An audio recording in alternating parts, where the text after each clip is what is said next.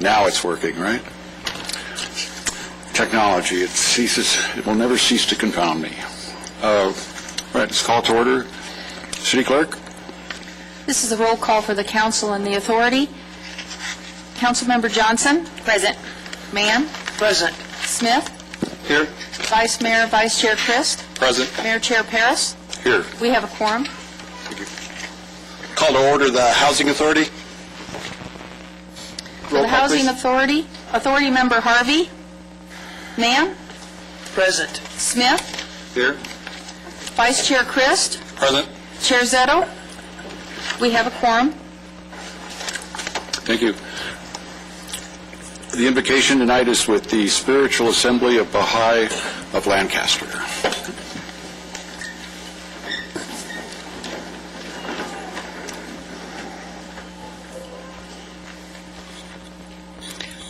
I hope you can hear me. Can you hear me? I don't know this system. Thank you for inviting us to come do an invocation and to be involved in the blessing of your work. Appreciate it. Council members, you're more familiar with our processes than the other people in this audience. You know that we don't say amen at the end of our prayers, so I'm just alerting the people in the audience to know that we don't say amen at the end of our prayers. When I step away from the podium, the prayer is over. Okay? We consider these the revealed Word of God. That's what we say instead of our heart prayers, but our heart's in them. So we don't consider that we ask again for them to be made manifest. Okay. Oh my God, oh my God, unite the hearts of thy servants and reveal to them thy great purpose. May they follow thy commandments and abide in thy law. Help them, O God, in their endeavor, and grant them strength to serve thee, O God. Leave them not to themselves, but guide their steps by the light of thy knowledge, and cheer their hearts by thy love. Verily thou art their helper and their Lord. Thank you. Mr. Smith, will you do this? No. That's right, that's right. When you get as old as I am, your memory lasts about 3 minutes. Good, go down. Okay, so can we have the Cub Scouts and Boy Scouts come on?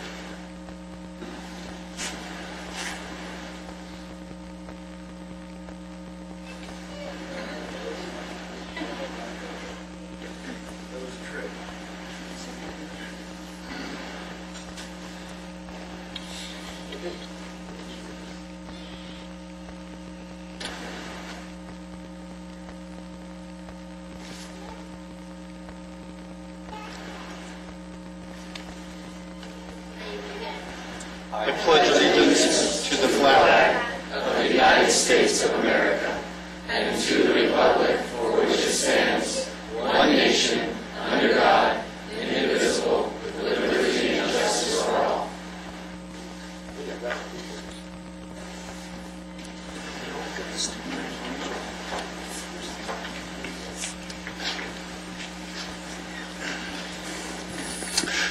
The parents can come down and take pictures.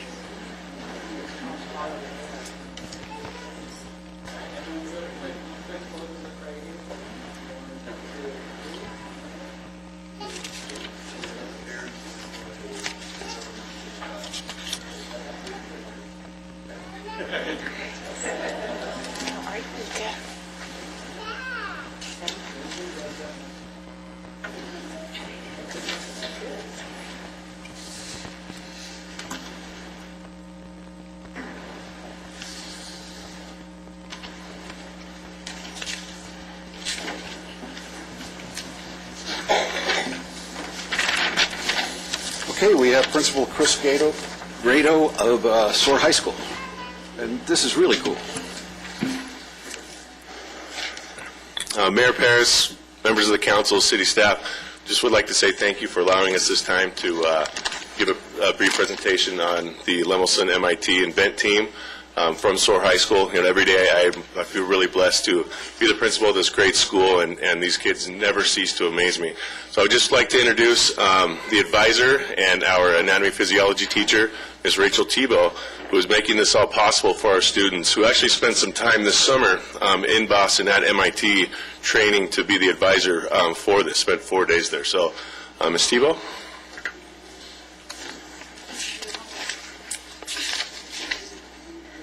Thank you, Mr. Grado. Good evening, Mr. Mayor, members of the council, and city staff. On behalf of SOAR High School and our SOAR Invent team, we thank you so much for having us here this evening and giving us the time to present our invention to you and all the work that our kids have done. My name is Rachel Tebow. As Mr. Grado said, I'm the anatomy and physiology teacher at SOAR High School. I'm also the advisor of our SOAR Invent team. It has been a great honor for me to witness these kids and how hard they work. The majority of their summer they spent in the classroom actually working on this invention, and they are inspirational in their work. Before we begin, I would like to acknowledge all the kids.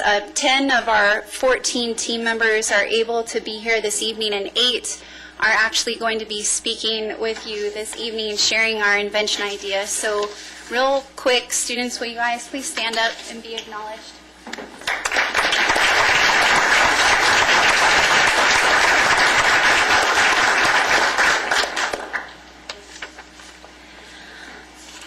I'm going to give you just a brief overview of our invention, and then the students are going to give you background and more details on this device. But we have created an alcohol detection bracelet. It is an attractive, marketable, reliable, and user-friendly bracelet, wristband, that is going to act in place of a police-grade breathalyzer. Through an LED response, the user will be able to know whether they are at, above, or below the legal limit in order to drive. Our hope is that by marketing this attractive device, we are going to be encouraging friends to buy this for friends. We are going to be setting a trend, and more than anything, we are going to be impacting the safety of our community. Our number one goal is that we are going to impact our community, and we want to serve you proudly by representing the Antelope Valley at MIT at the end of June of this year. So without further ado, the students are going to give you more background, beginning with DeAndrea Dolberry.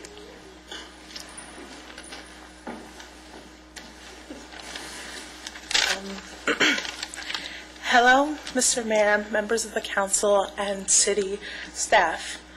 My name is DeAndrea Dolberry, and I'm part of the SOAR team technical and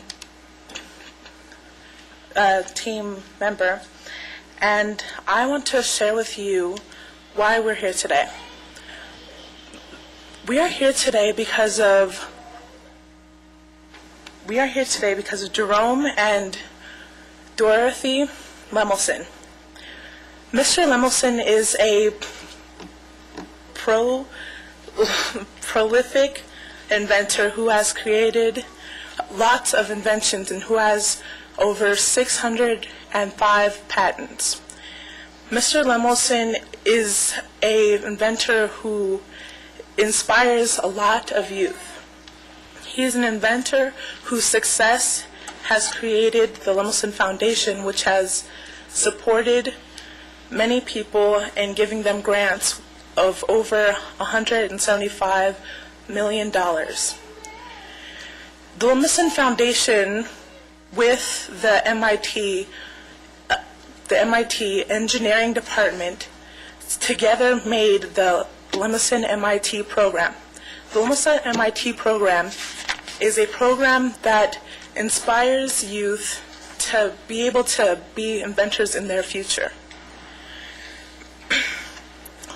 The Lemelson MIT program is a program that gives out grants for the youth. And to get this grant, there's a two-step process. One is to be a winner of the Excite Award, and the second is to be the all grant winner. For our team was one of the 34 schools in the world that was able to win this award. And in us winning this award, our advisor, Ms. Tebow, was able to go to MIT for 4 days in order to be taught and how to mentor us and to be able to bring out our creativity. And when she came back, we had went through a process of trying to figure out which inventions we would want to present to MIT. And we finally came out with the Iris. And after we figured out which invention we had wanted to do for the application of the grant, which included the budget and the technical aspect and background of our invention and what we wanted to do with it, we were able to receive a $9,200 grant that we had stated on our application, and we're the only school in California that was able to receive this grant. I pass it on to my peer.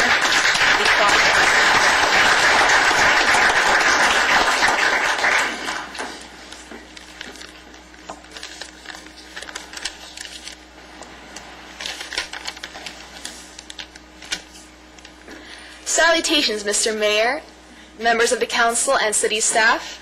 Before I begin my presentation, I'd like to thank DeAndrea for that dynamic introduction. My name is Ani Araberkian. I am the president and founder of this Invent team. And I would like to tell you a small tale about how the Invent team came to be at Soar High School. On an early March morning of 2013, I believe, I had an idea for an invention. And naturally, as I wanted to create this invention, I was searching patents, which had led me to the MIT official Invent team websites. And after exploring, I became fascinated with the idea of allowing high school students to work on such issues and to create patents and inventions of their own. So I wanted to apply, but there was a deadline. In 5 days, the application would have to be due. And I immediately contacted Ms. Tebow, who happened to be my favorite instructor, and I asked her, would you please, from the goodness of your hearts, devote your time to this small little organization I'm hoping to start at SOAR? And she said yes. However, she had left for Italy a few days later, and I completed the application on my own with a small idea I conceived at pretty much in the middle of the night of the most significant problem I could think of, the water shortage in Africa. I wanted to create a water dispensing device, and I had no idea of the physics behind it. I just filled out this entire application with this idea in mind, sent it in, believing that I wasn't going to get the grants, and afterwards, as soon as Ms. Tebow got the invitation to the Excite Award, we began the organization for a team. We picked pretty much the most creative, brilliant, and hardworking students we could find at Soar High School, put them together on the team, and tried to create a family out of pretty much this group full of misfit, creative geniuses. We met during the summer exactly 26 times, sacrificing most of our beautiful holiday. And we threw around ideas because obviously we weren't going to go through with this little cheap African idea I came up with at the last minute. So we came up with different ideas, all targeting sub-Saharan Africa, and none of them were actually good enough. So at the last minute, a friend of Ms. Tebow suggested, why don't you guys target drunk driving? That's a problem here. And as we explored into it, we figured out that there are different devices that could indicate blood alcohol level, but of course, if someone's drinking at a bar, would they really want to pull out a huge police-grade breathalyzer, blow into it to see if they're able to drive or not? So we came up with this idea. What if there was a tiny little bracelet, something that's cute, trendy, something maybe everyone here would be proud to wear? At least 4 of them. So then, He's acknowledging I don't need one.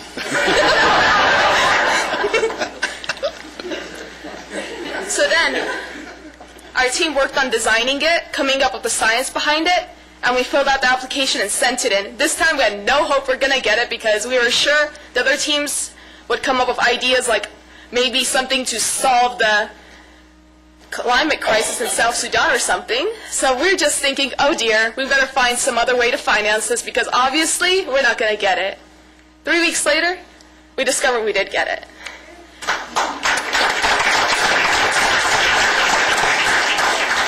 And then we had to make some plans and goals, which I divided off into our short-term goals and our long-term goals.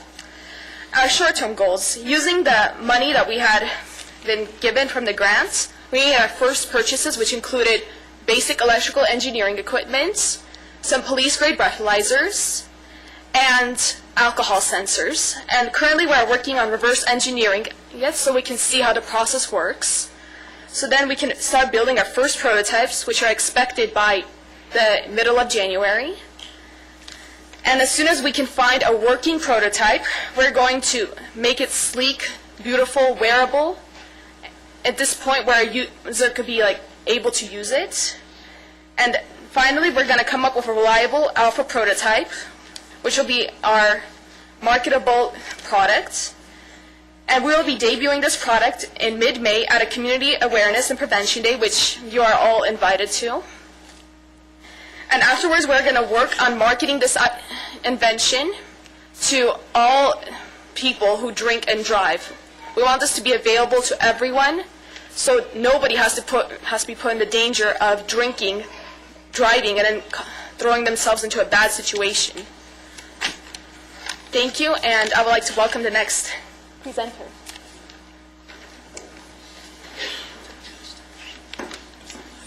Good evening, Mr. Mayor, members of the council, and the city staff. My name is Mary Alaburkian, and I am the financial lead of our Invent team. So, as we stated before, drunk driving is a problem everywhere. And the problem that could started from that is people wouldn't know what their blood alcohol level is and if they're capable to drive. So that, oh, I'm sorry. Oh, it's there. Never mind. So the Iris alcohol detection bracelet will answer this question. We derived this name from the Greek root eris, which means destruction or disaster, and we want to prevent that. And so our invention would work that you would blow into a gas sensor on the bracelet that would tell you your blood alcohol level if it's at, below, or above the legal limit, which is, I'm sure you guys know, 0.08%. And it would illuminate the corresponding LED lights. So, unlike court-assigned breathalyzers, these would look hopefully appealing and people would like to wear them. And we're hoping for it to be marketable to just about anyone. And our target audience are college age group and motorcyclists. Thank you.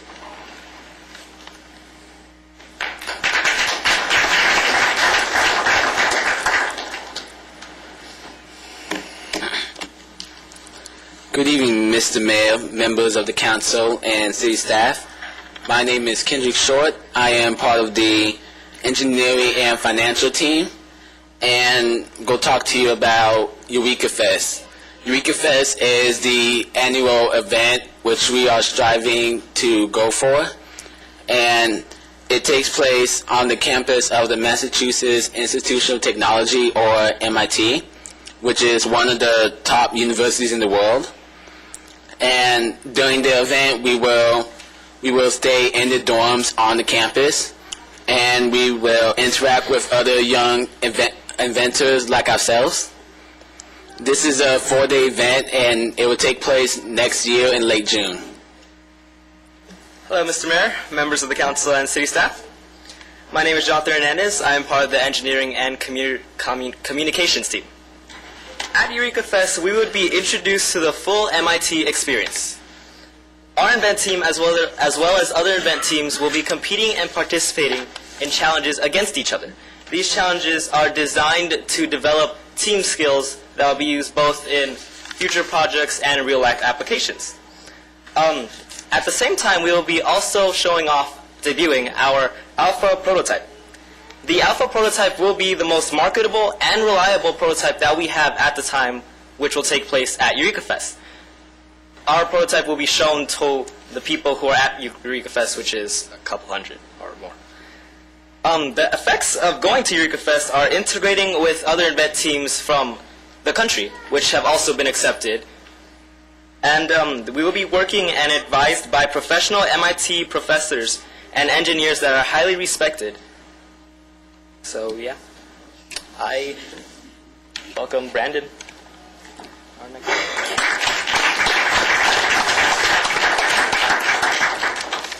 Good evening, Mayor Paris, members of the council, and city staff. My name is Brandon Ishradi. I'm a part of Soar High School's Invent team, and I'm involved in the communications and technical aspects for the team. So what's going on now is that we've gotten all this money and our grants and our invention, and we feel like we're set and ready to go. The next big step is this summer getting to MIT. Our travel cost is going to be approximately $16,000 for all of us to represent the entire the entire Antelope Valley as well as California, since we're the only school that got the grant.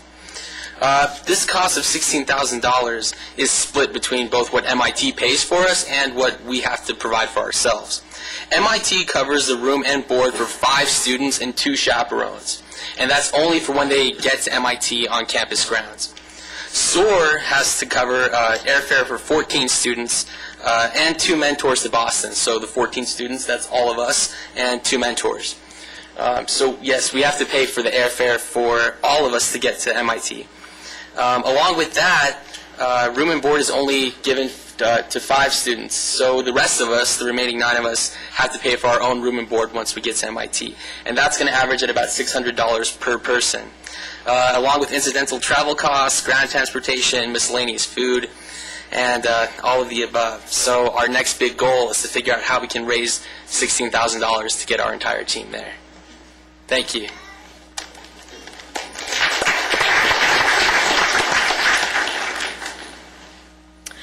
Hello, Mr. Mayor, members of the council, and city staff. My name is Anahi Topchan, and I hold the communications lead for Soar High School's event team. And I'm here to speak about how you can help us throughout our process of developing the invention. A kind of product donation includes technical tools that we need in order to build and reverse engineer our invention. Thank you. We have received breathalyzer donations from some very generous sponsors. Another way that you could sponsor our team is advertisement in the local newspaper, or simply word of mouth, spreading the news about our team and that we are looking for assistance.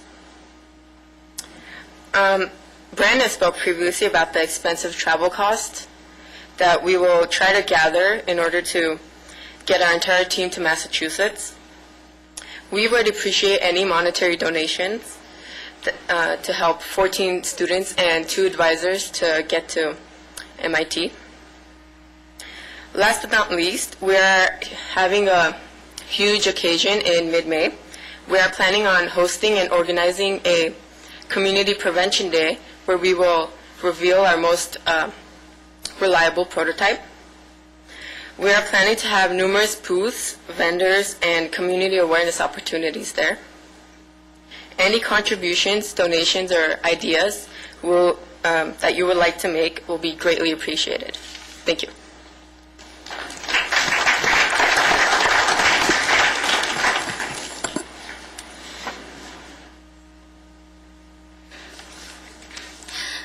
Good evening, Mr. Mayor, members of council, and city staff.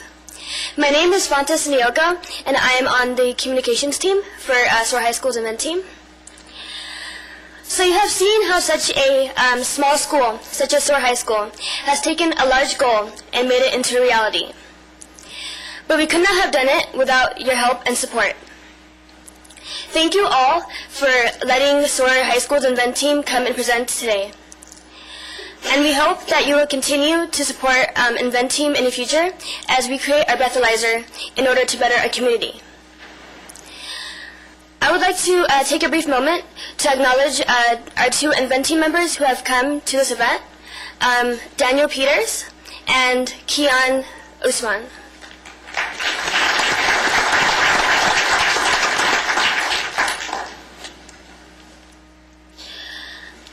For more information on the Lemelson MIT program, please visit web.mit.edu/invent.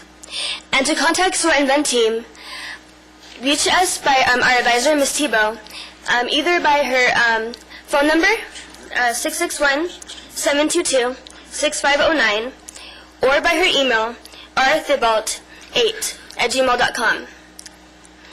Thank you all for being here again, and we wish you a pleasant evening, and please drive safely. Very nice. Thank you.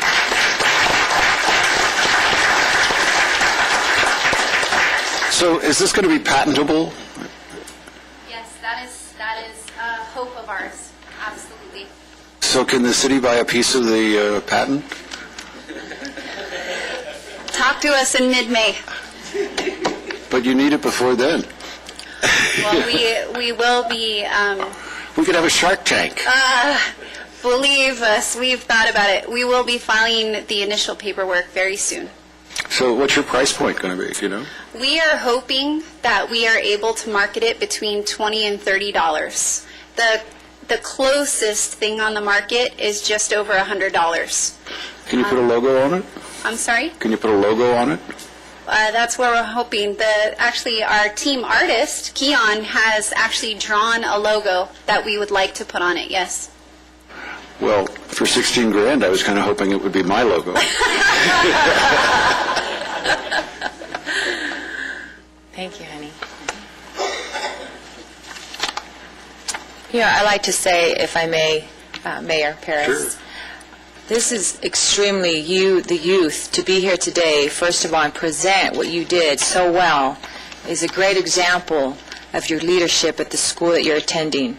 Mr. Grado, thank you for all the hard work that you continue to do, not just for SOAR High School, but for our community in general, and it shows with these students today.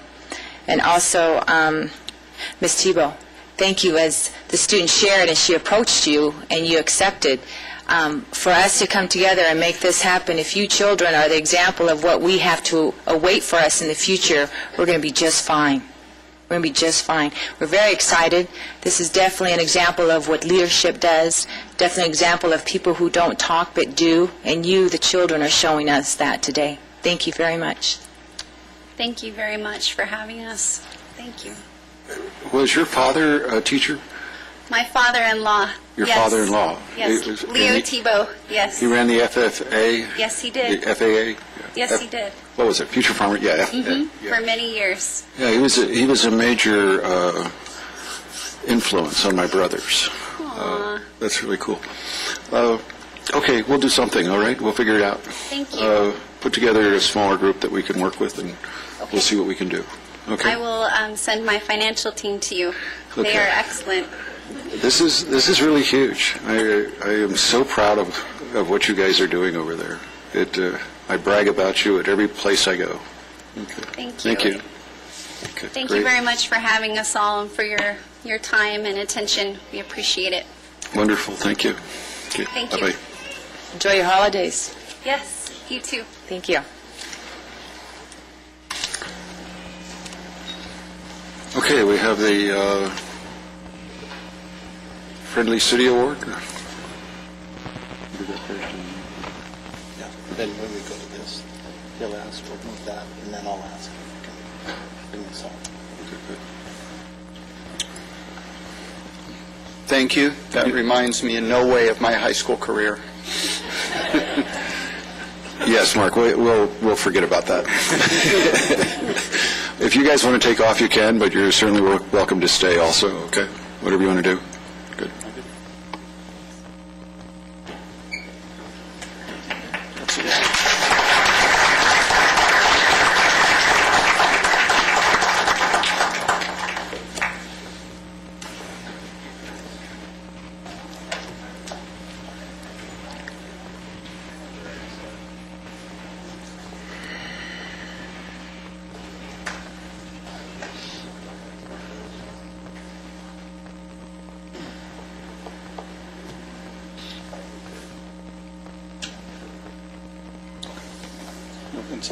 You know, Lou, you could put one of those in every car you sell. I mean, this is really something you ought to think about. It's a natural, if you ask me.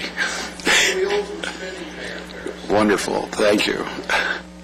And they were smart enough not to give away a piece of their action right there. That was good, too. That was pretty good, wasn't it? That was pretty good. They didn't go for the short cash. As you can tell by the runway-size poster behind you, we are very proud of the fact that the City of Lancaster is named the business-friendly city in 2013 LA County, the only two-time winner in LA County's history. Give yourselves a hand.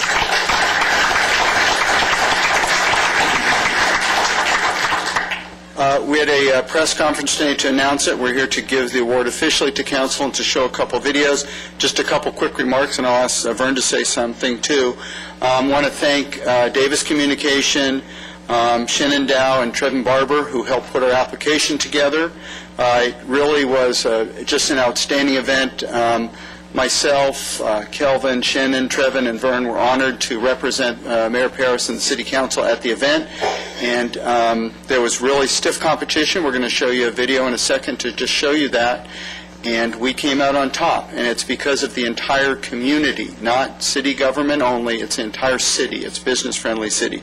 So we're very proud. Vern has a couple things to say, and then we'll show you a couple videos. What we're going to show you is, and we don't usually do this, show the competition, we're going to show Santa Monica, which is one of the cities we're against, and you can see how tough the competition was. They did ask each group to submit a 60-second video. Santa Monica's is 90 seconds. You'll notice a little longer. That may have been why they didn't win, part of it. And you will see that Lancaster competes against any city in Los Angeles County. One of the reasons, and the Mayor had some very nice remarks today, is because of Vern Lawson. Vern has been doing this for over 30 years, but Vern really knows more about economic development than any person I've ever met in my entire life, and we really owe him a debt of gratitude. So please welcome Vern Lawson.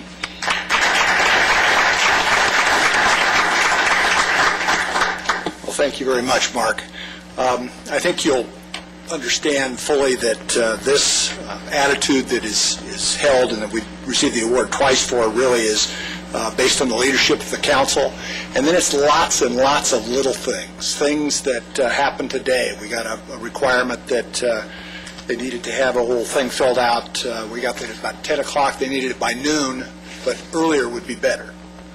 It's the person in the Building and Safety Department who sits down and pulls together all of the building permits on a building that a broker has to show in the next half an hour. It's department heads who make decisions about product storage. It's folks in parks who work overtime to keep the mow open while we have a tour and the whole thing. And so, we just couldn't be proud. I think Mark has done a particularly good job in sort of changing the attitude that economic development is just a small department's responsibility. We now recognize that everybody in the city of Lancaster gets that, and we had EDC reps today ask us the question, how do you do that up here? We have a lot of cities tell us this is just very difficult to do, and the business community's in arms and upset, and it is quite an accomplishment. 2012 was not a particularly good year. You recall in February of 2012, on the same day, February 1st, we got the elimination of our enterprise zone, and they eliminated redevelopment, a major tool that had been available in the state of California for over 60 years. There's only 2 states in the union today that don't have tax increment financing. One is the state of Arizona, the other is the state of California. So that puts us at a real competitive disadvantage. We had one project that we're working on that they're also going to talk to Texas. Texas, a couple years back, sent an $8 million check to Jack Cole with Lance Campers. And the letter said, this is Amarillo, Texas, and this isn't a joke. We'll pay $8 million to go to that community. The state of New York just recently ran an ad that said, this is in the Wall Street Journal, that said that come to New York and you'll have no county taxes, no local taxes, no state taxes for a 10-year period. So this is how competitive this is. And we're proud to be able to do something with you to make it happen. 2013's been a lot better year. We're delighted, of course, with the BYD thing, which I think was very impressive to the LEDC, who helped set up some of those meetings in China and made that happen. And then Morton, if you haven't gotten to know Dale Ray or Yolanda Morton, you need to do that. There's not a business in town that we want to appreciate their corporate culture, and they're just exactly the kind of folks we want to have in Lancaster. And then we wrap it up at the end of the year with this announcement, which I'm all about marketing, but that sign might be even too big for me. So with that, we'll show you a couple of videos. The other thing, we're doing this video, trying to get it done. I'm talking to Joe, and we've 18 different tries and stuff. And I said, okay, I'm looking for a voice. And so they pulled a gentleman right back here, put your hand up, who did the narration for us. And I defy anybody in this room to not think that this wasn't done by a full-time professional, because we got to get you more work. Thank you.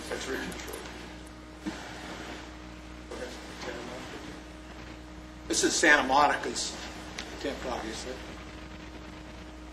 No, they were cheating. For visitors, residents, and especially for business. With world-class hotels, dining, and shopping, Santa Monica has it all. As a business, you want to have the services provided by the city that allow you to help grow your business, create jobs, and generate revenue. And that's what we do at the Alliance. We're here to listen, look for the issue, and then solve your problem. With a new e-plan system, our concurrent plan check, and our alms dividend program, we save businesses both time and money, but without sacrificing our face-to-face relationship with them. When you're in the tech industry, you're dealing with a lot of internet companies. These guys use a lot of bandwidth at times, so I think the dark fiber has been an amazing initiative, and it's really helped to take Santa Monica to the next level. Buy Local Santa Monica provides the businesses great opportunities for free promotion, business-to-business marketing, and introducing us to different aspects of the community as a whole. Santa Monica's got a lot going on for itself. They got a great downtown, they're close to the beach, public transportation is great, there's bike lanes. It's part of the younger business generation. This is like the really optimal city to live in and work at.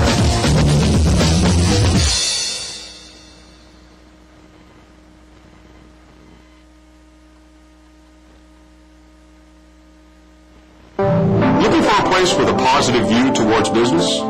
Consider Lancaster, California. Just north of Los Angeles, this city of 160,000 offers growing companies outstanding possibilities. CBRE calls it a great growth opportunity, chosen by Kaiser, Marriott, and many more. It's a leader in clean energy, which led BYD, the world's top builder of electric transit, to choose Lancaster for its first North American production facilities. And demonstrate that economic prosperity and environmental sustainability can go hand in hand. Lancaster offers many advantages. Its entrepreneurial spirit created 50 new startups in tough times, while the city's can-do attitude has helped the City of Hope and scores of other expanding enterprises create thousands of new jobs.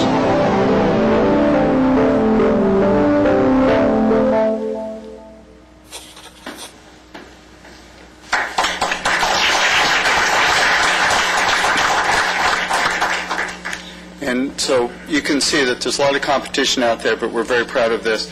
And we could not do it without the mayor and the council. We talked about that today. It takes leadership of the community, and the council's job and the mayor's job is to lead the entire community. And you guys have done a wonderful job. This community is galvanized, is very business-friendly, and it's not just in getting businesses. It's being a safe community, being an engaging community, having events, all the things that make this a place that businesses and people want to come. So we thank you very much. We'd like to invite you all up here so we can take a picture and present you with the trophy. Thank you.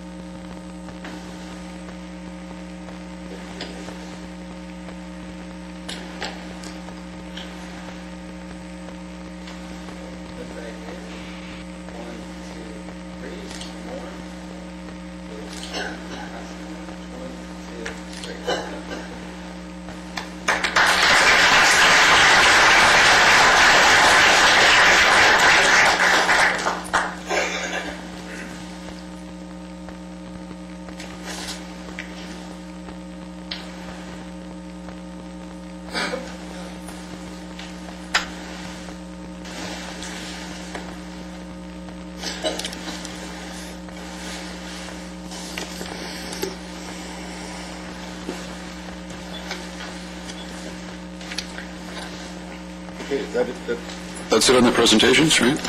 Okay. You want to move, well, let's just approve the minutes first. You want to do that? No, the agenda items to be removed. We're going to remove NB2. And remove NB2 and move... And I'd like to move CA2 to now, if possible. Okay. Any speaker cards? Not on CA2. All right, let's go forward with CA2.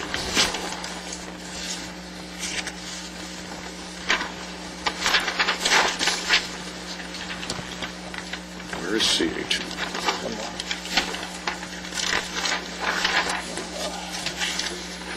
Here.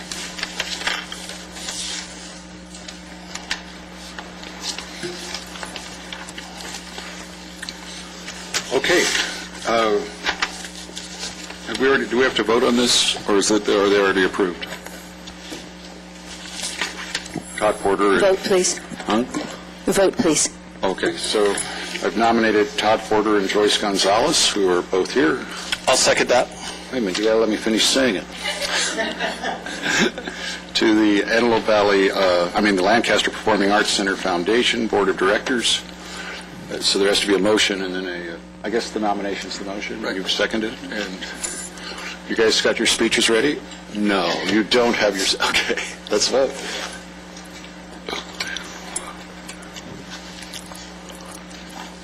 And it's unanimous. You're on the Board of Directors. You have to be sworn in. Oh, you got to be sworn in. Okay, thanks very much.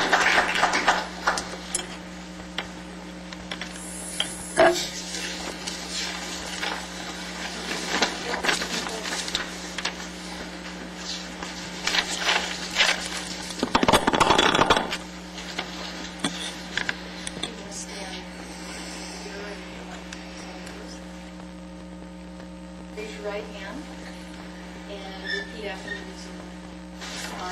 I, Joyce Gonzalez, Do solemnly swear that I will support and defend the Constitution of the United States that I will support and defend the Constitution of the United States and the Constitution of the State of California and the Constitution of the State of California against all enemies, foreign and domestic. against all enemies, foreign and domestic. I will bear true faith and allegiance to the Constitution of the United States I will bear true faith and allegiance to the Constitution of the United States and the Constitution of the State of California. and the Constitution of the State of California. I take this obligation freely I take this obligation freely without any mental reservation without any mental reservation or purpose of evasion. or purpose of evasion. That I will well and faithfully discharge That I will well and faithfully discharge the duties upon which I am about to enter.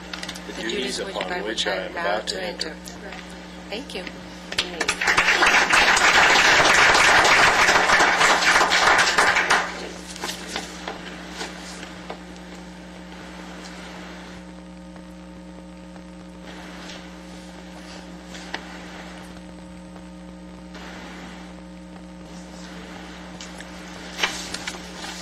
If I may, Mayor Paris, speak on your guys' welcoming to the board.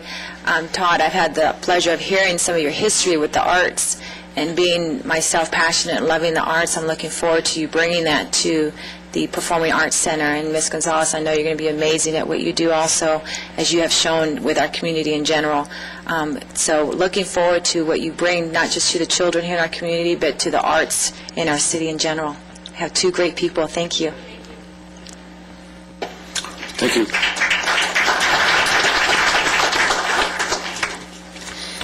Mr. Christ. We don't have any speaker cards for the Housing Authority. I need a motion and a second for M1.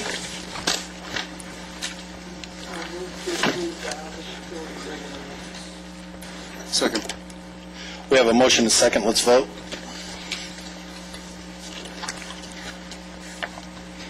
Motion carries 3-0. The consent calendar, no speaker cards. I need a motion and a second for HACC 1. So moved. Second that. We have a motion and a second. Let's vote. Carries 3-0. I'm going to turn it back over to Mayor Paris.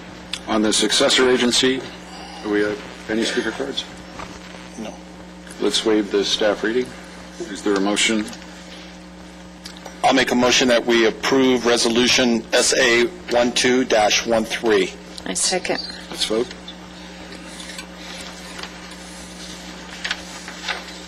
It's unanimous.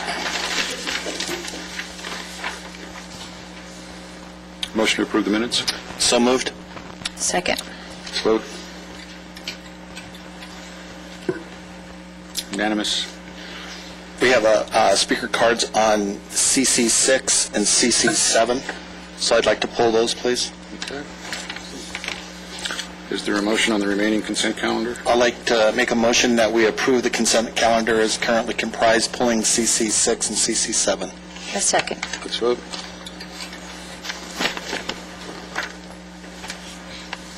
It's unanimous. On CC6, Michael Reeves. And CC7. Okay. Excuse me, Mayor, Council, staff, ladies and gentlemen. First of all, I want to say that, again, I've said it before, we have an exceptional staff that works for the city of Lancaster, and I appreciate their work very much. That being said, I have some comments on CC6 and CC7. I don't understand, and maybe I can be illuminated in what it means. On CC6, there was a construction project at the Jethawk Stadium, or Municipal Stadium parking lot, and it was resurfaced, and the project has been completed to the satisfaction of the Director of Public Works. On CC7, there was a area landscapes improvements for the Lancaster Maintenance District. This area was annexed to Lancaster District, but the work was done by the developer, and it says here that KB Home Coastal appropriated $7,900 for the first year's maintenance costs. Anyway, I went into the attachment for CC7, and they're talking about $13,000 for the first year's maintenance cost, and this other one is $7,000. I wonder if the Director of Public Works can illuminate me and explain, first of all, what does it mean to his satisfaction that the paving was done, and the second, on these figures that on CC7, they paid $7,900 and they owe us $13,000. Thank you. Thank you. Is there a motion? Motion to approve CC6, CC7. Second. Let's vote. It's unanimous.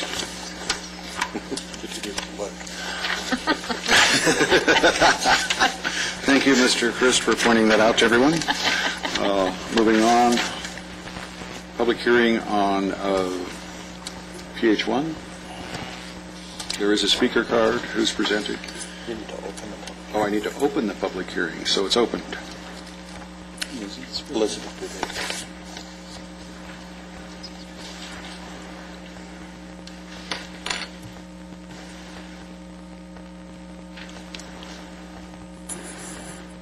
Good evening, Mayor Paris and City Council members. Caritas Affordable Housing Incorporated plans to finance and refinance the acquisition and improvement of 7 existing mobile home parks located throughout California.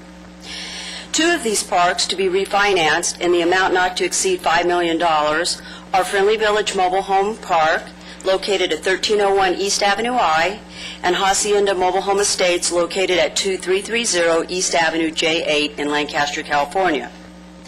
Caritas is requesting that the city approve the issuance of housing revenue bonds by the California Municipal Finance Authority in order to refinance the above-mentioned projects.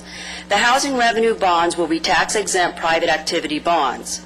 For purposes of the Internal Revenue Code, it is required that the elected body of the governmental entity having jurisdiction over the area where the project being financed is located provide approval.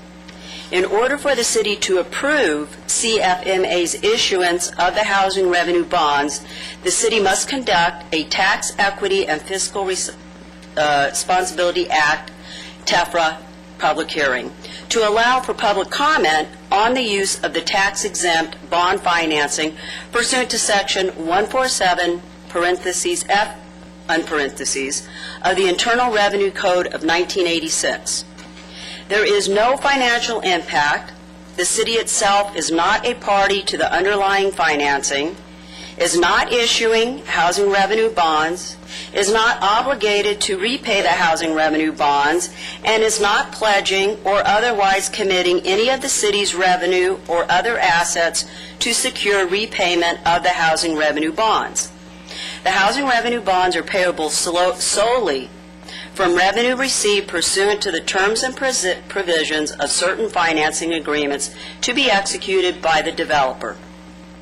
Please adopt Resolution Number 13-64, as the city has a significant interest in the success of these projects to preserve and maintain properties within the city of Lancaster. Any questions? Thank you. Thank you. Mr. Reeves.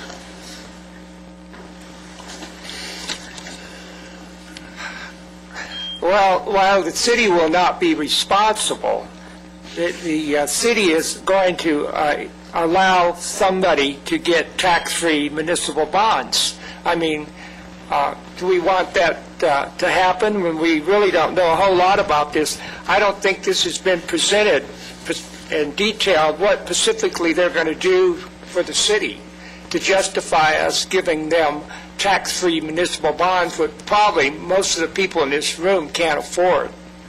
So before we approve something like this, I wish we would examine specifically what they're going to do that merits us giving them internal revenue tax-exempt status. Thank you. I'd like to answer Mr. Reeves if possible. Go ahead, Ken. Turn. Yeah, this is just the same as last time. I think there's a misconception here. Because we're the local authority, we're charged with the responsibility of holding the public hearing. We're not the one that's indemnifying the bonds in any particular way. Their application with the housing authority is determined and granted by the housing authority. All we're doing is allowing the public hearing to take place. So there's a disconnect there. Somehow this is no more different than the last bond that came before us on the apartment complex over off of 20th Street West. So.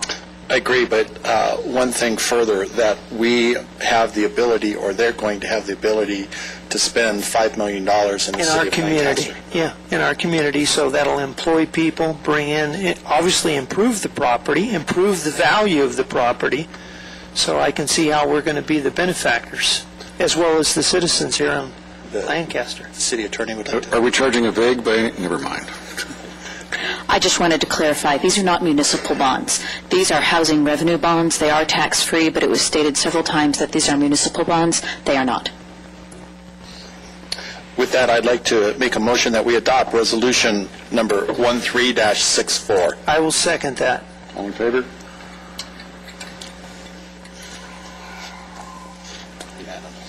Thank you. Okay, moving on to joint new business, item 1. There is a speaker card. We'll hear the staff report from Heather Swan. Okay, make this riveting, Heather. It's getting boring up here.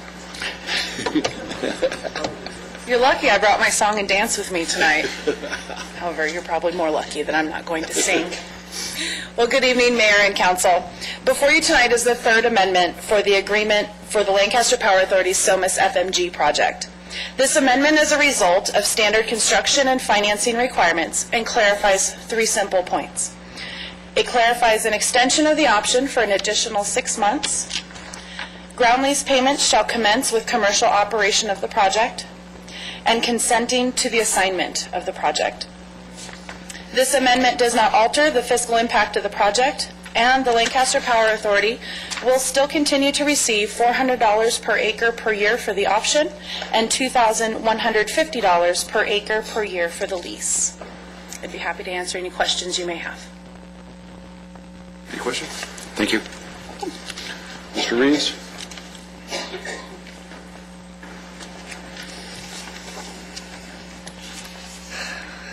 The correct thing to do would be to renegotiate the lease, and if they wanted to assign the lease to someone else, then they could terminate the lease and have the new party fulfill the terms of the lease. Right now, we're getting in the business of legal technicalities. We're making agreements with people, and they're subcontracting and subleasing this stuff out. I don't think the city should be involved in this. In the first place, I don't believe we should be doing solar plants as well as the Palmdale doing the power plant, but that's another reason. But to get all technically we're working on that involved one. in this, did we do this in the past, or is this just under the current administration that we've gotten involved in these technical legal agreements with solar companies? Everybody get their brochure on the Palmdale Power Plant. Make sure we distribute these before everybody leaves. Thank you. Okay, is there a motion? I'll move that we approve JNB 1. I second.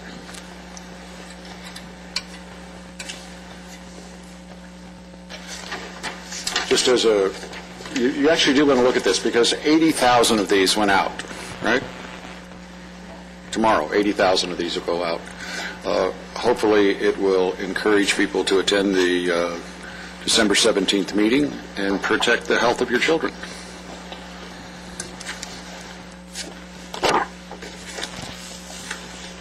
Okay, new business item 1, is that where we are? We have a speaker card. Kelvin.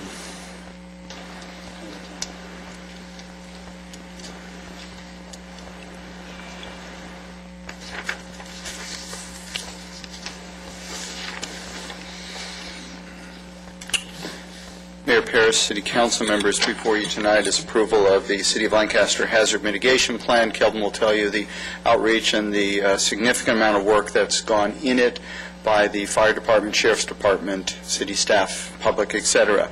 A lot of times people think of emergency preparedness and plans as an after-the-fact occurrence, i.e. you have an earthquake, what happens? And clearly, there are plans for that, and we practice it in the fire department. We're blessed with probably the best organization in the world, Los Angeles County Fire Department, at dealing with emergencies, and the Sheriff's Department, equally adept at dealing with emergencies. And after an emergency, the Sheriff's Department and city staff and the fire department will be out assessing the situation, stabilizing the situation, and then beginning recovery. There's a lot that goes into that. But the hazard mitigation plan is a different kind of animal. It talks about what you do to mitigate hazards that you know will happen, like windstorms, earthquakes, etc. Examples are you can mitigate the impact of an earthquake by building codes, people can mitigate that by insurance, etc. Example from the past is after the 1933 Long Beach earthquake, the Field Act came into effect, which required added building features and safety for school buildings. This plan is very detailed. I think it's an exceptional review of what could happen in the Antelope Valley and what we as a community and we as individuals can do. It's on the city's website, and I encourage everyone to take a look at it. It's just an exceptional document. Kelvin will tell you about the process for developing it. Thank you, Mark. Mr. Mayor, members of the City Council, to help make this a riveting presentation, I'm going to tell you that this action tonight you take on will make our community safer, and undoubtedly will make it safer, and will potentially bring in federal dollars to help it continue to make it safer. So hopefully that keeps you riveted to what I'm about to say. In front of you, or at least in front of me, I should say, is the hazard mitigation plan. It's nearly 300 pages that takes a look at the potential hazards in the city. And it looks actually at 6 different types of hazards that can occur here: fire, flood, earthquake, power outages, and terrorism. And it takes a look at what can we do as a city, as a community, to reduce those risks of those potential hazards. And so we put together a team of city staff that are involved with the response and recovery should those incidents occur, along with our agency partners, such as as Mark said, the LA County Fire Department and the Sheriff's Department. But in addition to that, we brought in some other partners, such as American Red Cross, the CERT team, which is the Community Emergency Response Team members. We reached out extensively to the public with surveys. We also, through this planning process, went out to our neighborhood watch folks to get response and feedback on this plan. And then again, we made it available to the public for review and comment over the last 45 days. It took us approximately 8 months to put this document together, so again, it did take some significant amount of time to put that together. Mark mentioned a couple of things that this plan includes as far as mitigation measures, things as simple as adopting the Uniform Building Code so that we have the latest seismic retrofitting standards that we would require of our development and construction, all the way to some of the things that we did with our last plan. I should mention that the Federal Emergency Management Agency, known as FEMA, does require every city to adopt such a plan, and we've been working off the 2005 plan, and now this document would update that. But over the last several years, this council has worked off of that last plan to help, again, make our community safer, such as investing in projects as our retention basins and our identified flood areas to make our neighborhoods free from that type of hazard. Also to upgrade our ability to sustain our operations by providing for backup generation here at City Hall as well as our maintenance yard. Some of the things that we're looking to in the future to help our business community is to put together a business continuity plan that our businesses can follow as a guideline, that it will help them recover and get back into operation within a 72-hour period of a major earthquake. So we believe that a document such as that can go out through Business Watch and will certainly get our community back up and running. It's an investment that would require a significant plan, but those are some of the things that we're talking about to help out our community in the event of an emergency situation. So tonight's action by you, by adopting the resolution, will then go forward by submitting this to CalEMA for their final review and approval, and then make us then definitely available for any of the emergency grants that are available out there to carry forward with these mitigation measures. And we recommend that you adopt the resolution. I'm available to answer any questions.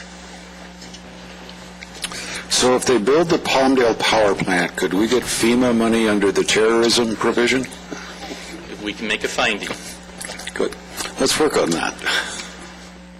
Anything else? What?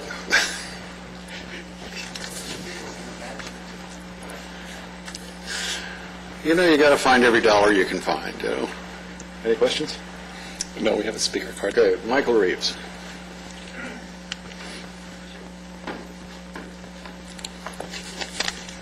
I had a chance to examine the document that Kevin was looking at. It's really, my regret in life is that I don't have a copy of that.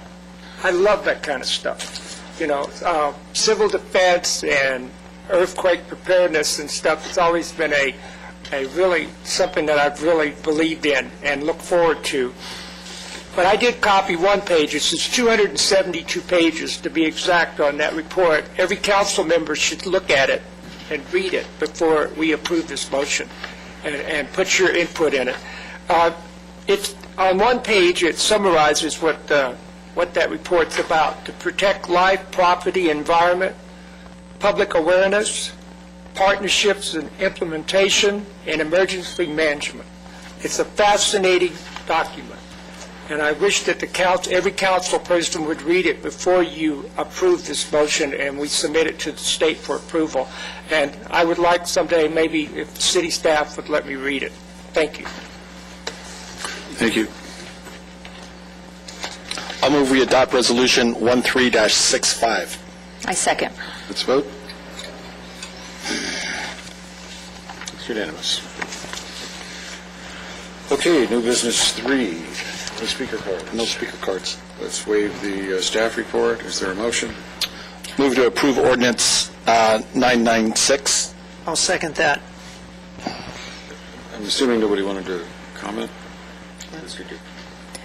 Thank you for asking, Mayor. Just a comment saying that I'm actually truly honored to be sitting here today with amazing colleagues here to be able to vote on this ordinance, which is something that's very near and dear to my heart, that we've been doing a lot of research with our city manager, and we'd like to applaud the Vector Control District, who has truly been helpful through this process and educating us, and we'd like to continue educating our community. So thank you to all of you council members for being here today to be able to vote on this ordinance.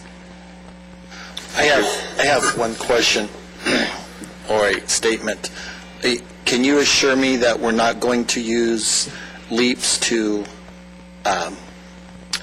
look for pools that are in this bad condition? Why wouldn't we?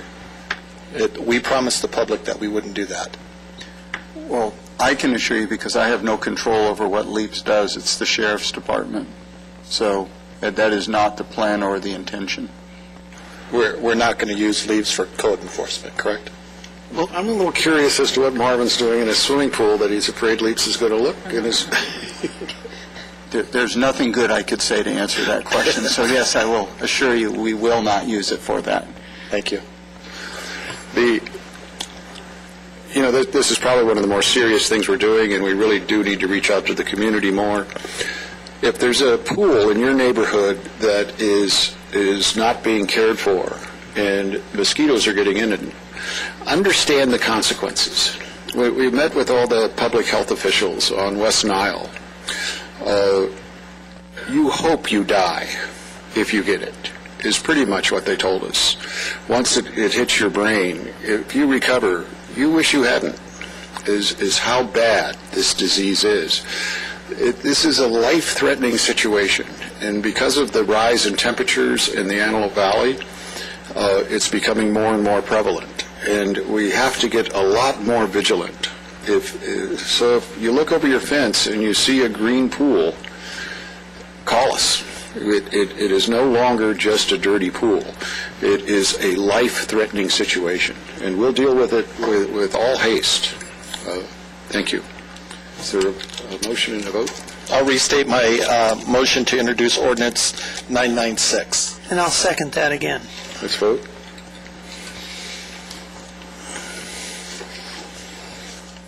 Thank you. Thank you. Okay. Okay. Now we're on the reappointment of Marvin Chris to the Antelope Valley Fairgrounds, JPA. I kind of reconsidered, and I think I'll appoint Scott Pelka. Is he here? Okay. Well, he's not here. So I will nominate Marvin Chris. Oh, thank you. Is there a second? Second. Let's vote.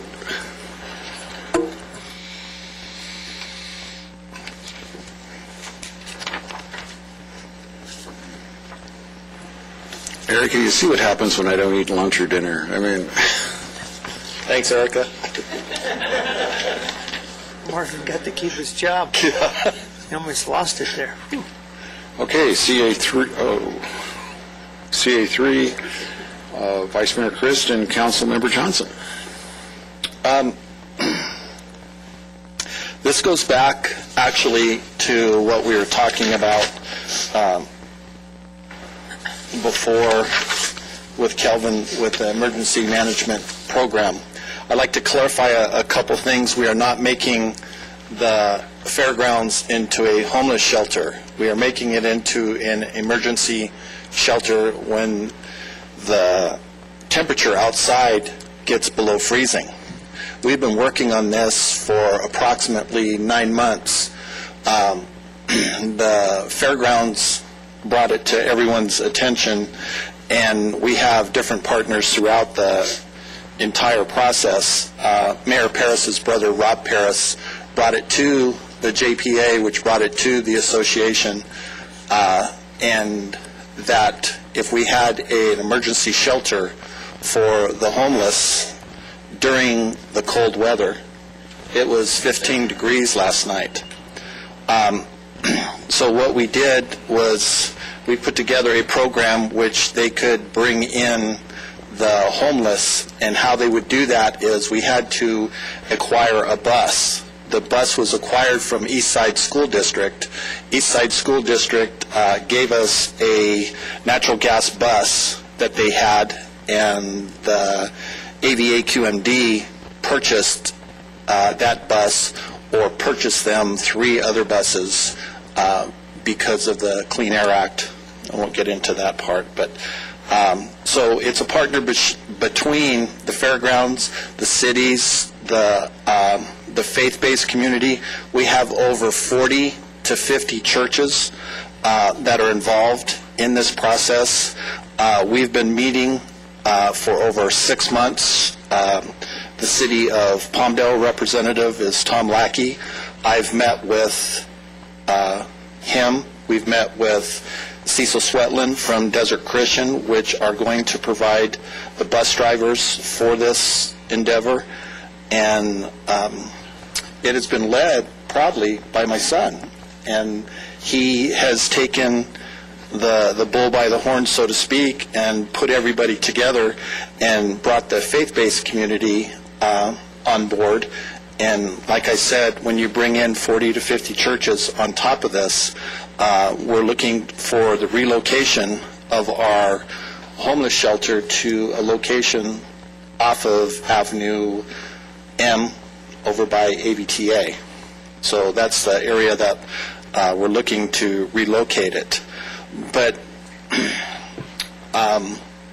it's a partnership, and with that partnership, I partnered with Sandra Johnson and Ken Mann in order to take it to the 2 cities to get them to participate, to see what they could bring forth. So I'm going to turn it over to Councilwoman Sandra Johnson at this time. Thank you, Vice Mayor Chris. As Vice Mayor Chris was saying, it truly is takes a team to make things happen here in our community. And a great example of that is all of the names that Vice Mayor Chris has shared with us. One of the things that we were proud to say is that Councilmember Mann and I had the honor of being able to communicate with the City of Palmdale, which is Councilmember Hoffbauer, and also Tom Lackey, through our Senator, Steve Knight. And it was a very productive meeting that we had, and through that meeting we thought we would have the opportunity to discuss what our Vice Mayor has just said about the homeless situation that we've had. It was a very positive conversation. It was something that we all can relate to, and it was very personal to all of us as a community as a whole, as Antelope Valley, where we all came together and decided let's do what we can emotionally and financially to make this happen. And Councilmember Mann and I are very proud to say that we were able to have the City of Palmdale donate money, and they voted on it at their last council meeting. And we are also proud to say that we just received, absolutely, 15 minutes before we arrived here, Councilmember Ken Mann and I were celebrating. We received an email from LA County from our Supervisor Michael Antonovich, who also is coming on board with the family to make sure to donate the same amount of money that the 2 cities are donating to make sure this happens.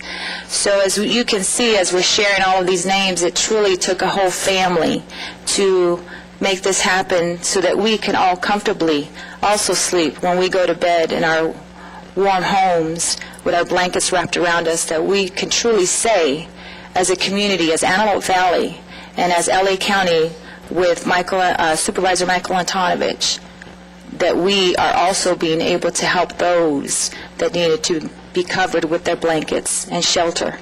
So it's truly a day of celebration. And a day to be able to say that together we make magic happen. Councilmember Mann?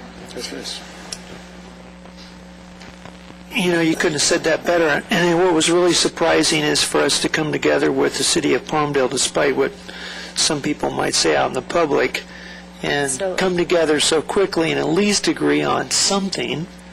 And something that's very, again, there's so many people, it's unfortunate they're this time of the year of all times, not only the holidays, but this terrible weather, but for us to be able to help that group of people. And I'd like to see us be able at some point in time to change that $8,000, maybe even raise it up to $30,000. I think we need to, the stuff that's been shared back and forth about the necessity and the needs, I think at some point in time we need to go back and maybe revisit that. I'll make the motion that we appropriate the original $8,000, but up to $30,000 to account, and the account that is listed from the Lancaster Housing Authority. So, Mark, if you could find that extra money in case we need it for emergency needs. We're agendized for a report on the $8,000 that was allocated, but we can come back to you with the information that you've requested in that motion, Councilmember Christ. So we can put that on an agenda for the future then, so that we can come back and take a good We'll have to come back to you for that. We'll have to look back. Well, yeah, this is truly a season of giving, so we look forward to making it happen and seeing it on the agenda. I'll make a motion that we appropriate the $8,000, and I would like to thank the City of Palmdale and thank the County of Los Angeles for matching it. I second. Let's vote.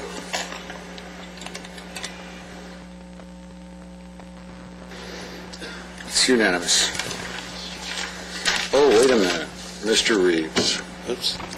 I forgot about you. Does that mean we have to re-vote?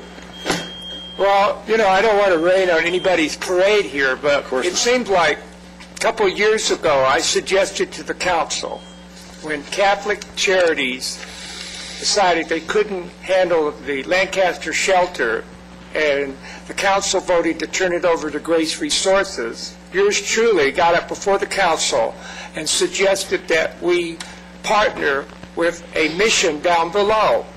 And the missions down below in Los Angeles would have loved to come up here. They would have gotten a lot of donations. They would have had enough money to run the shelter and help Grace.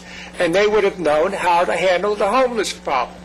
We don't know how to handle the homeless problem. We're fiddling around, $8,000, $8,000 here. We don't know. And let's be real about this.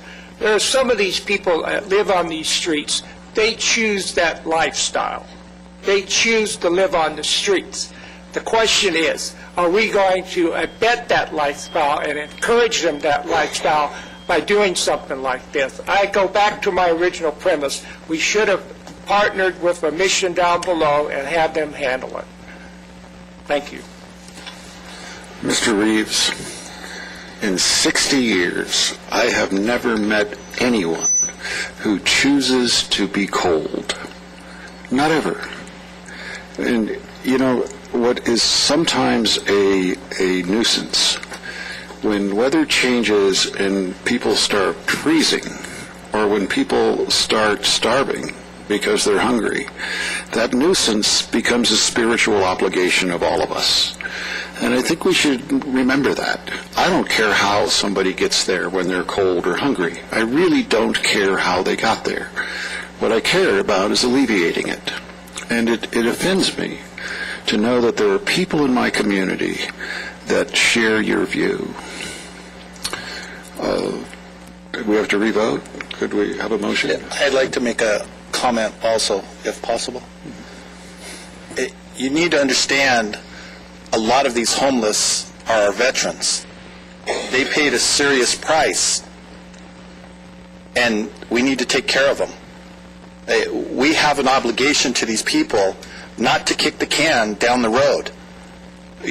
Everything that you suggest is always kick the can down the road. That's why we are the business-friendly city of Los Angeles County. We take action, and we will take care of our people, and we will take care of our homeless. Thank you. Okay, I need a motion again.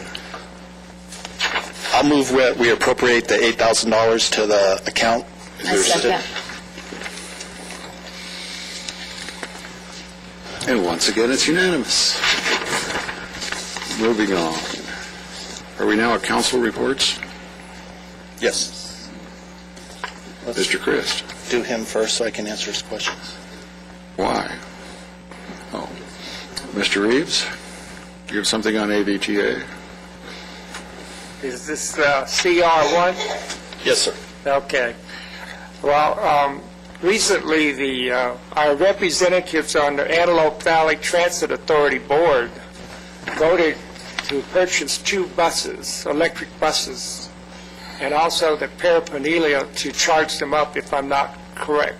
And the money came from the county sales tax revenue. Now, we're getting involved in that while we're waiting to see how the program progresses in Long Beach. So why couldn't we wait, Vice Mayor Christ and Councilwoman Johnson, why couldn't we wait to see how it played out in Long Beach before we spent $2 million of taxpayer money, it's all taxpayer money, to get 2 buses up here and run the program up here? Wouldn't it have been more feasible to see how it played out in a big city like Long Beach rather than spend $2 million to play around with buses? At the same time, hypothetically, we're purchasing a whole bunch of diesel buses at the same time. So that doesn't make sense. On one hand, we say we want electric buses, and then we're buying 6 or 8 more diesel buses. What's the consistency? I'll answer that. Buying diesel buses? Yeah, absolutely. We put a contingency on the diesel buses, and the contingency is the Altoona testing that goes for the electric buses. The County of Los Angeles appropriated $2 million for us to spend on electric buses. So instead of kicking the can down the road, we choose to have employment here. We choose to give our citizens jobs. We choose to make it a better city. We will not kick the can down the road. However, what you say about buying the diesel buses, we had to get in line, okay? Because if we don't get in line to buy these buses, if in fact the electric buses do not pass Altoona testing, then we'll be way behind. So we get in line. If they come back, if they're approved, then we'll change that order at that time. So it's a process that we followed that would protect the citizens of the city of Lancaster. This is also, if I may, Vice Mayor, as you were saying, our Supervisor Michael Antonovich believed in what's happening. He had given $1.9 million, as our Vice Mayor said, for this project. So if he believes in what we're doing and making history here in our community, then who are we to say any different? So that's what we're doing, is we're making history. Why are we buying diesel buses? I don't... We have to get in line, because if we get out of line, then it'll be an 18-month... So why aren't we getting in line for natural gas buses? We are getting in line. We're getting in every line that we can get into. Okay? So we're making sure that all our bases are covered, that this is a new technology. The charging system on this will allow the buses to come in and charge. They'll go over 200 miles, and we're looking to go electric. So we spent numerous hours on the AVTA to make sure that we were protecting the citizens to get in line for the diesel buses. However, if the Altoona testing for the electric buses is positive, then we will change that, or it's the intent of at least these 2 directors on that board to change that order to go to electric buses. Right. Thank you. Councilman Mann. Not a very eventful meeting this last month. On November 21st, we did appropriate the final funds to do the landscaping around the sanitation plant, and that should be our final transition to complete the project. The prior month, there was a request for me to go back and do some digging, which I have done, and I have the counting office on notice, and they're going to put together the plan for me to be able to present, and I think it should be ready in January or February for us to do an analysis to see how we can try to either decrease, when we can decrease those taxes on our sanitation bill that comes on our annual taxes, because I know that was a It's a sore spot for everybody. And so I wanted some kind of a timeline to figure out when we can possibly resort to some reductions. So hopefully I'll get all those bullet points and we'll get some kind of timeline. Thank you. Financing Authority, no action.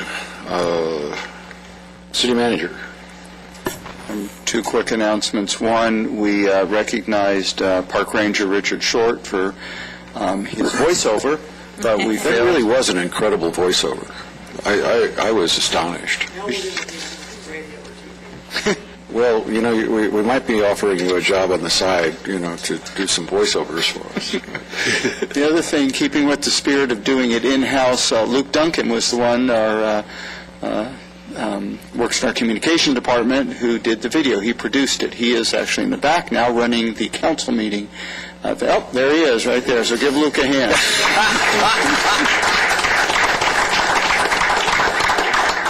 He does a great job, very creative guy. The other thing is I want to... We'd have to start putting credits on it, Joe would just put his name on it then. That wouldn't work out well.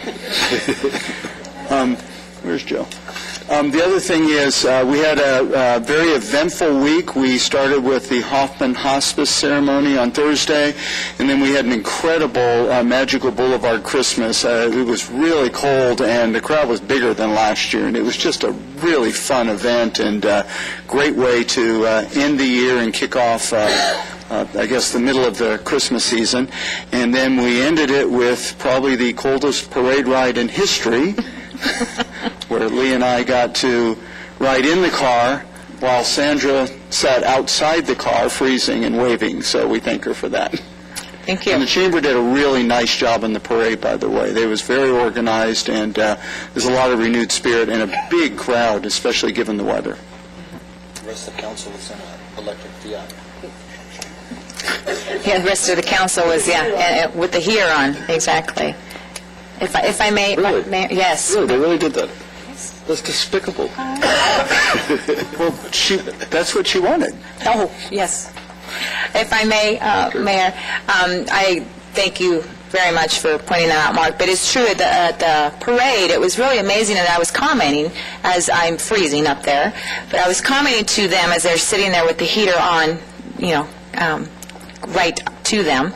I was letting them know that the turnout was just amazing, though. There were so many families there and just smiling with their blankets and their coffees and their hot chocolates and just really enjoying tradition. And I also today heard somebody was sharing with me, I think it was somebody here, I forgot who it was, saying that the companies were running out of coffee and hot chocolate there on the boulevard, too, which was great to hear. So it was really a nice celebration.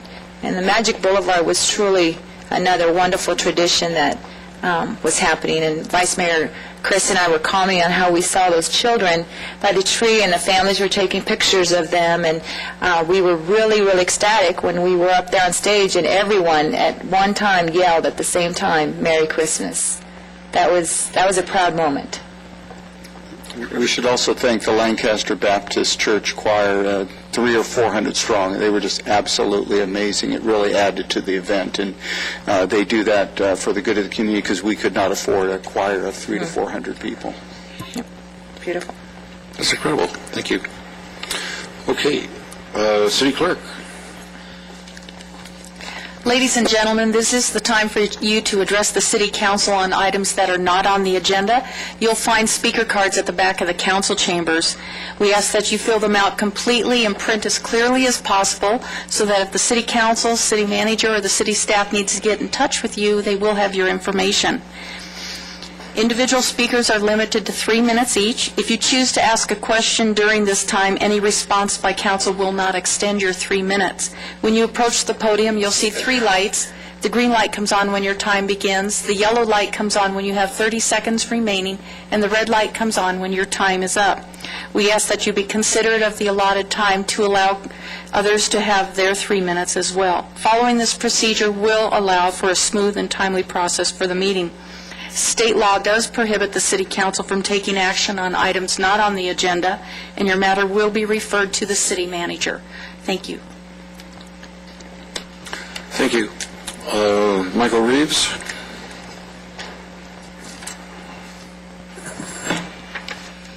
Last time I addressed the council, I spoke to the council about the senior center and the lack of feeding the seniors on holidays, and that includes veterans, Vice Mayor Chris.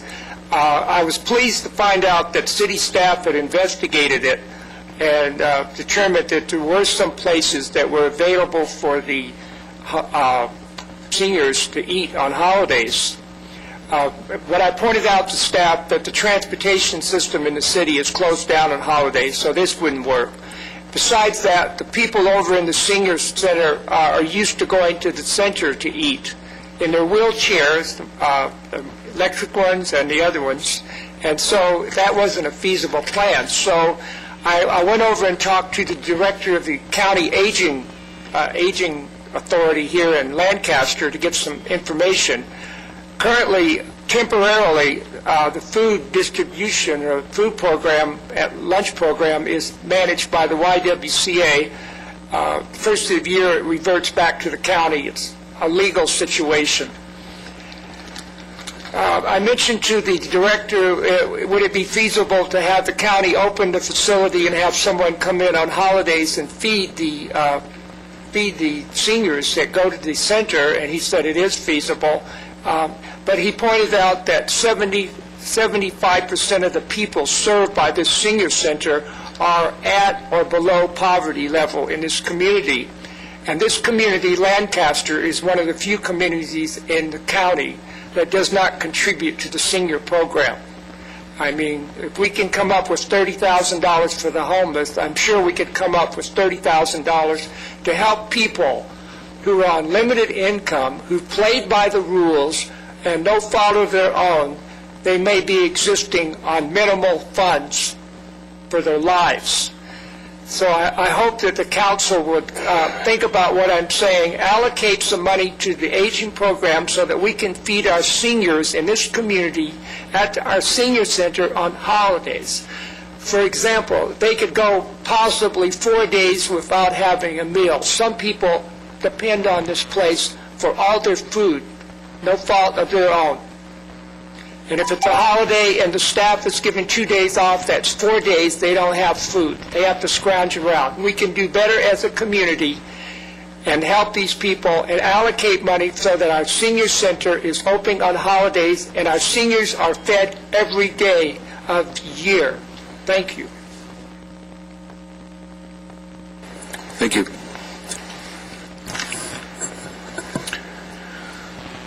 David Paul.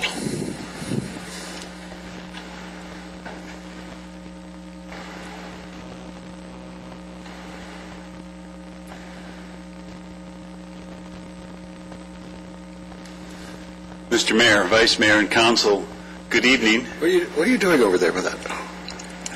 That is my iPad. Oh, it's the film. No, I got you dead on. I've directed them that when you get up there, the camera goes full on. Oh, I appreciate that. Okay. The trouble I have is that it takes a while to transfer it from the medium I recorded on at home into the computer. It actually takes 2 or 3 steps. I have to gear up handbrake and all these things, and this is just much quicker. So thank you for that consideration. You know, I'm compelled by moral law to only say nice things tonight. It's the holiday season. There's a lot of love in the room. We talked about getting along between the cities. We've won a great award. Vern, amazing. What a wonderful city. One of my favorite stores is the East Cellar on the Boulevard, where they sell resale things, and I got my children a mountain of Legos for an incredible price, and it made for just a wonderful Christmas. I love that store. And strolling the Boulevard. It's been a busy day. I started the day, I had to take my final exam. It's a 3-hour limited test for organizational analysis. It's 116 questions.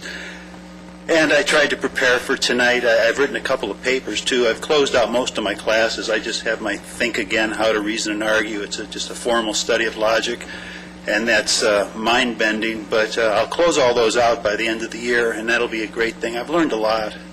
That Coursera is just the greatest thing. but I wanted to write a paper for one of the two philosophy classes, and they gave you instructions on what you had to write for both. But this is what I was thinking about. I was thinking about what is cold, and it's funny you mentioned that, because what is it? It's the absence of heat. But is it a thing itself? I'm not sure. That's what I was going to develop in the paper. But then I got to thinking, it's comparable to love. What is love? And what is sin, error, hate, and evil? I think it's the absence of love. And during this season, we're reminded how much we have invested in each other for our success. And this city is fantastic. There's a lot of things going on in my life. I'm struggling with some issues, but it always makes me feel so good to come here and be part of this. And I wish we could bottle this experience and sell it, because we'd really clean up. Thank you all, everybody here, for all the help you've given me over this last year. Every face in here is a friend, and I just love it. I love to come here. Merry Christmas to y'all, and God bless you. Thank you, Dave. I love that guy. I know. It's beautiful.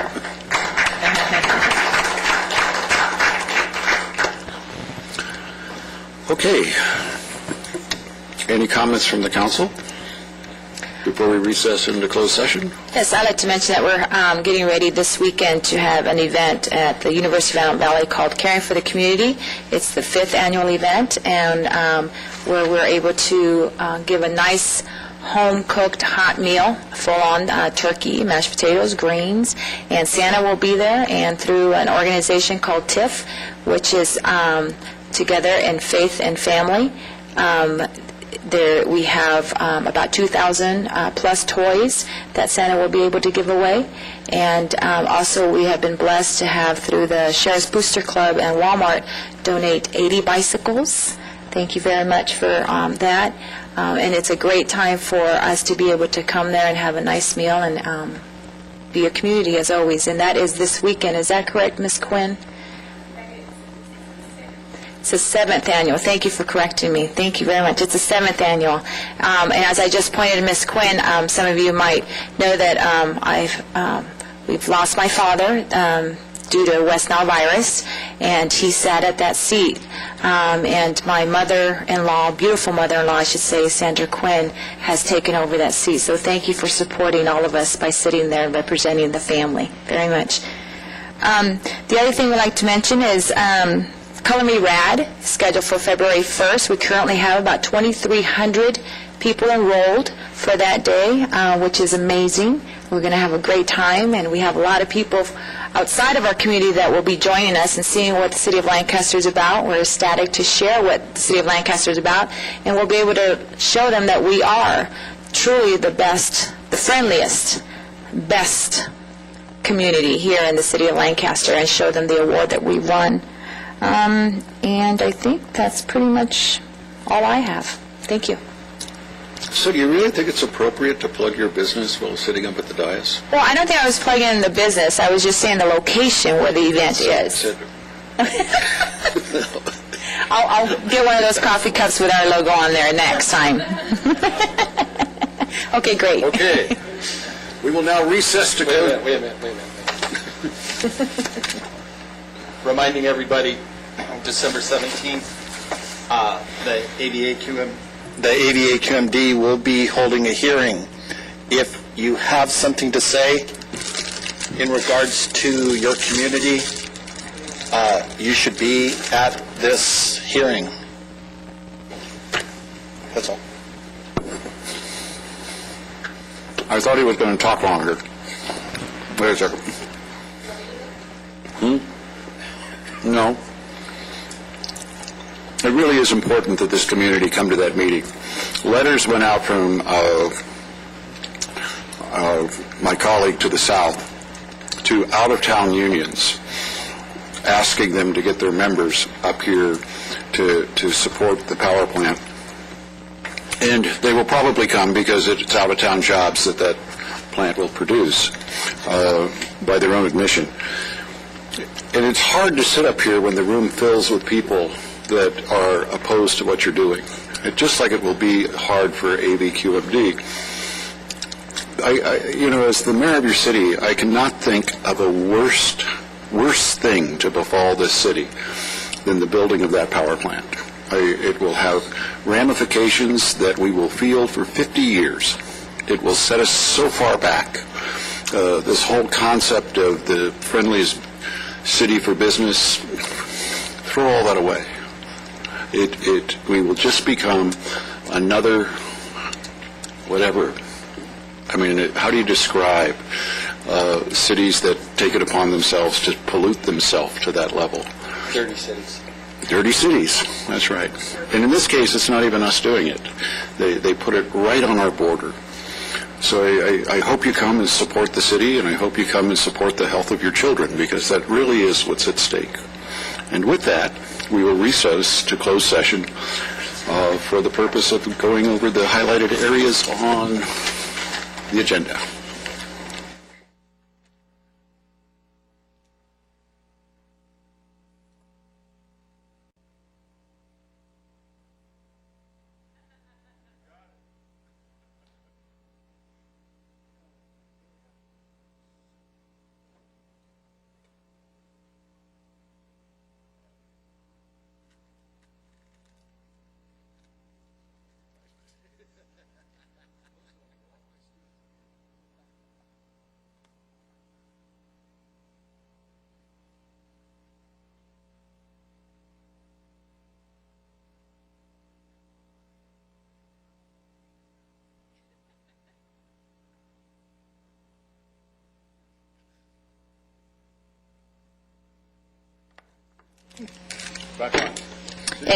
In closed session, the council discussed and gave direction to legal counsel on the matters of Palmdale versus Lancaster, Miracle Star versus Lancaster, and 3 items of anticipated litigation. Okay. Anybody have anything to add? The Housing Authority is adjourned till Tuesday, January 14th, 2014 at 5 p.m. From all of us on the City Council, we wish you a very Merry Christmas, prosperous, and Happy New Year. The City Council is adjourned until Tuesday, January 14th, 2014 at 5 p.m. Carol, my day is done. I'm home.